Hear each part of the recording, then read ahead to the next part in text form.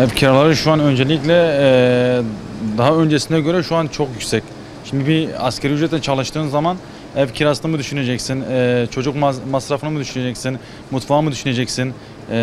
Bu şartlar altında şu an zaten iş yoğunla eskisi gibi değil bu pandemiden dolayı. Ben kendim konuşuyorum, kendi adıma konuşuyorum. Ben şu an zorluk içinde çekiyorum. Ben şu an çift normal sağlık ocağında çalışıyorum. Bir de burada çalışıyorum. Kendimi zor geçindiriyorum. Bu durumdan ben hiç hoşnut memnun değilim yani. Benim ev kiracım tabii bu pandemi dolayından dolayı ben onun adına da konuşayım. Adam bana yardımcı olmaya çalıştı yani. Adam yükseltmeye çalışırken ben gittim kendi durumu anlatmama rağmen adam bana yardımcı oldu bu durumda. Ama ben kendi komşularıma baktığım zaman gerçekten ben üzülüyorum yani onların adına. Şu an ev kirası 1200-1300 lira. Hani bir asgari ücretli olan bir insan şu an kendi bu durumda geçindiremez. Esnaf sanatkarlar odası olsun, ondan sonra belediye valiliğimiz olsun. Bunlar bu konuya bir çare bulmasını istiyoruz tabii ki bu konu hakkında. Öncelikle İlki Haber Ajansı'na teşekkür ederim halkın sesi olduğu için. Ev kiralarına gelince kiralar bayağı bir yüksektir. Yani haddinden fazla. Çözüm olarak da yetkililere sesleniyoruz, bir çözüm bulsunlar. Şu anda benim kiram 1100'dür.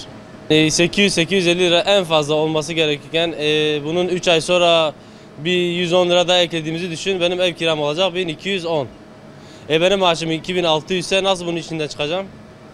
Yetkililer kimse neyse bir çözüm bulmasını bekliyoruz. İnsanda vicdan, merhamet olmasa olacağı budur. Artık sonuç olarak Allah sonumuzu hayretsin. Rabbim tüm kiracı kardeşlerime hayırlı bir ev nasip etsin. Küçük kutu da olsa, 80 metrekare de olsa bir ev nasip etsin. Kirayla ilgili yani Batman'da ev kiraları çok yüksek. Çalışan insanlar var, çalışmayan insanlar var. Yani ev sahiplerinin biraz daha kirada yani daha düşük kiralarla insanlara yardımcı olmasını istiyoruz. Bir de Batman'daki yani TOKİ'ler falan yapıldı. Yani TOKİ'lerden kaç defa kendimizi yazdırdık, yetersiz kalıyor. Yani bu toplu konut idaresinden de TOKİ'leri daha sık, daha insanları ev sahibi yapmaları için yani daha fazla konut yapmalarını istiyoruz. Mesela 1,5 sene ben işsiz kaldım. Bu 1,5 sene içerisinde ev sahibim kesinlikle kirayı mesela düşürmedi. Yani kira zam zamanı geldiği zaman kiramıza da zam yapmaya devam etti. Yani bütün Batman halkının bu konuda duyarlı olmasını düşünüyoruz. Ev kiralardan ziyade dükkan kiraları fahiş. Yani biz esnaf olarak zaten kiraya çalışıyoruz. Eğer böyle giderse kısa zamanda kepekleri indireceğiz zaten. Yani gerçekten Sayın Valimize de söyledik. Bu konuda bize yardımcı olun. Mülkiyet sahipleriyle birebir konuşun. Gerçekten biz mağduruz yani. Batman'da kira durumları çok yüksek. Yani normalde olması gerekenin 2-3 katı daha yüksek. Bu pandemi sürecinde de herhangi bir mülkiyet sahibi esnaflara yardımcı olmuyor. Yani mülkiyet sahiplerinin bu durumda esnaflardan birkaç kira almama şeyleri olması gerekirken üstüne ekstradan zam atanlar oldu. Şu an bulunmuş olduğumuz Gülistan Caddesi'nde müsaadim minimum en az kira 5.000 ile 30.000 arası değişiyor. Şu an benim kendi kiram yok, mülkiyet sahibiyim. Yalnız kiralar çok yüksek. Yüksek kiraya karşı nasıl bir müdahale olabilir? Devlet kontrolünde olması gerekiyor. Devlet kontrolünde olduğu zaman yani kirayı da mülkiyet sahibini de iyicene soruşturup o şekilde bakmaları gerekiyor. Yoksa 100 lira gösterip 5.000 lira kira verenler var mesela. Kiralarımız normal şu anda vatandaşın geçim kaynağına göre çok yüksektir. Yani iş olanakları düşük, iş sirkülasyonu düşük, işler zayıf olmasına rağmen kiralar sürekli yükseliyor. Yani normalin üstüne yükseliyor. Normal piyasa şartlarına göre %10, %15 artması gerekirken daha fazla yükseliyor.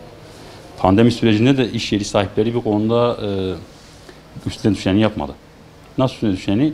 Gidip ısrarcı olanlara belki ufak bir indirim yaptılar ama kendi edilip gidip ısrarcı olmayanlara da hiçbir indirim yapılmadı. Kiralar olduğu gibi alındı. Bu konuda da yani esnafların hemen hemen %90'ı mağdurdur. Yani o esnada çok zorlandılar. Çoğu esnaf da zaten kapatıyor. Dikkat edersen eski bir esnaf olmasa, geçmişi yoksa kapatıyor. Yani dayanamıyor. Çünkü masraflar yüksek, gelir aynı. Yani bir 5 yıl önceki şartlarda çalışıyorsunuz. geliriniz 5 yıl önceki şartlarda ya da 3 yıl önceki şartlarda ama gider yükselmiş. 2'ye 3'e katlanmış. Aldığınız malzeme yüksek, sattığınız fiyat çok fark etmiyor. Çünkü niye? Çok yüksek bir fiyata sattığınızda işlem yapamıyorsunuz. Bizim sektörü bu şekilde bir dezavantajımız var. Bu konuda diyoruz ki yani hem aslında esnaf sanatkarların yapması gereken bir şey var. Bu konuyu bir sabitlemesi gerekir ya da iş yerinin sahibinin insafına bırakmaması gerekirdi. Çünkü esnafın yanında olması gerekir değil mi normal şartlarda? Onların yardımcı olması gerekir. Her insan kendi insafına kaldı mı kendine göre davranır. Kendi vicdani isteklerine göre davranır ve ona göre bir fiyat belirler. Bir standart yok yani. Bu konuda yetkililere bir standart getirebilirse hem esnaf açısından hem vatandaş açısından daha güzel olur.